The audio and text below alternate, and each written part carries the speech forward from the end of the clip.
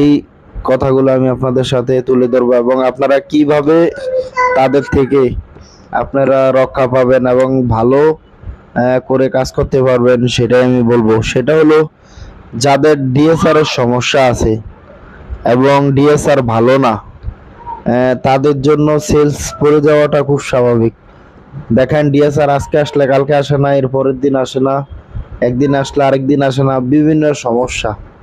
এর কারণে দেখা যাবে আপনার টার্গেট দিছে 6 লাখ, আপনার টার্গেট হবে 3 লাখ 4 লাখ, আর 2 লাখ হবে না, কারণ ডিএসআর এর সমস্যা। এতে আপনার সেলসের কোনো, আপনার নিজের কোনো মানে এখানে কোনো ব্যর্থতা নাই, সম্পূর্ণ সমস্যার সম্মুখীন হতে হয় শুধু ডিএসআর এর কারণে।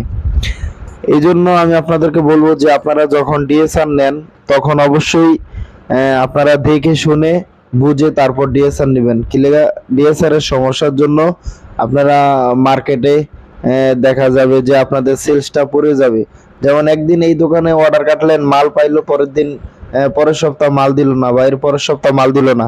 দেখা গেছে আউটলেটে 100 দোকান আছে, আপনার মেমো হয়েছে 50টা, 20 দোকানে মাল দিছে, 30 দোকানে দেয় নাই।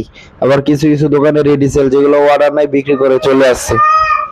এছাড়াও ডিএসআর বিভিন্ন সমস্যা দেখায়, যেমন আজকে নানির সমস্যা, আমার নানি অসুস্থ, আমার খালায় অসুস্থ, আমার নানা শ্বশুর অসুস্থ, নানা শ্বশুর ঘরের নানা শ্বশুর অসুস্থ। এক একটা সমস্যা মানে মানে একটা তাৎক্ষণিক তারা এমন উপস্থিত বুদ্ধি যে আপনার মিথ্যা কথা বলতে কোনো তারা কোনো, তাদের মুখে কোনো বাজে না, তারা সব সময় মিথ্যা কথা বলে।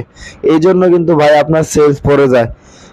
এছাড়াও আপনার দেখা যায় যে আপনার এই যদি আপনার ডিএসআর খারাপ হয় তাহলে আপনার বিভিন্ন ডিলারের কাছে, তারপর আপনাদের টিএসএম এর কাছে আপনারা ছোট করবে, আপনার কাছে এসে এসে মিথ্যা কথা বলবে। দেখা গেছে মানে এমন অবস্থা হইব, মানে আপনি চিন্তাও করবেন না। জিন বলবো যে আপনি শুধু শুধু মেমো করেন, অথচ মাল দিয়ে আসবো না। সে আপনি অর্ডার কাটছেন, ঠিকই মাল আছে, কিন্তু দোকানদারকে দিয়ে আসবো না, নাইসা উল্টা আপনার নামে বদনাম করবো, আপনার নামে বিভিন্ন কথা বলবো যে আপনি একটা জায়গায় 2টা লিখে রাখছেন, 5 টাকা বিস্কুটের জায়গায় 10 টাকা বিস্কুট লেখছেন। এই সমস্যা সেই সমস্যা।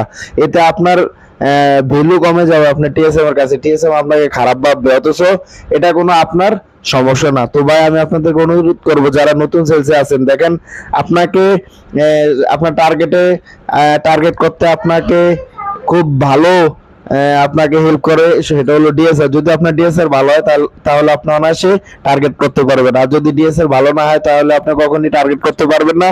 আপনার যদিও সেলস ভালো, সব ভালো, কিন্তু ডেলিভারি নাই, আপনার কোনো দিন শেষে আপনার কোনো হিসাব নাই, আপনার কোনো ভ্যালু নাই। সেই জন্য আমি আপনাদেরকে বলবো, যখন আপনারা মাল ডেলিভারি দিবেন এবং ডেলিভারি ম্যান নিবেন, তখন আপনারা চিন্তা করে বেছে তারপর নিবেন। এটা কি নেশা করে কিনা, আপনার বিভিন্ন মিথ্যা কথা বলে কিনা, ফ্যামিলির ব্যাকগ্রাউন্ড কেমন, বাসা কোথায়, এবং কি ঠিকমতো মাল দিতে পারবে কিনা, 2 দিন 3 দিন 6 দিন যাচাই করবেন। যদি আপনার মন মতন হয় তাহলে আপনি নেবেন। কারণ আপনি যদি ওকে নিয়ে আপনি 1 মাস ডেলিভারি করান, দেখা যাবে যে আপনার 1 মাসের মধ্যে সে 15 দিন ডেলিভারি দিল, 15 দিন দিল না, মাল নিয়ে আসলো, আজকে এই সমস্যা কালকে সেই সমস্যা, এতে আপনার সেলস পড়ে যাবে। এই জন্য আমি আপনাদেরকে বলবো, যখন আপনারা ডিএসআর নির্ধারণ করবেন তখন একটা ভালো ডিএসআর আপনারা যাচাই করে বাছাই করে নেবেন, এতে আপনাদের জন্য উপকার হবে। এবং আপনারা যদি টার্গেট করতে পারেন তাহলে অবশ্যই আপনাদের প্রমোশন হবে, আপনারা এসআর থেকে টিএসএম হওয়ার সুযোগ আপনাদের থাকবে। তো ধন্যবাদ ভাই ভিডিওটা শেষ পর্যন্ত দেখার জন্য। এই ধরনের সেলস রিলেটেড যদি ভিডিও আপনাদের পেতে চান তাহলে অবশ্যই আমার চ্যানেলটি সাবস্ক্রাইব করে আমাদের সাথেই থাকবেন। ধন্যবাদ সবাইকে।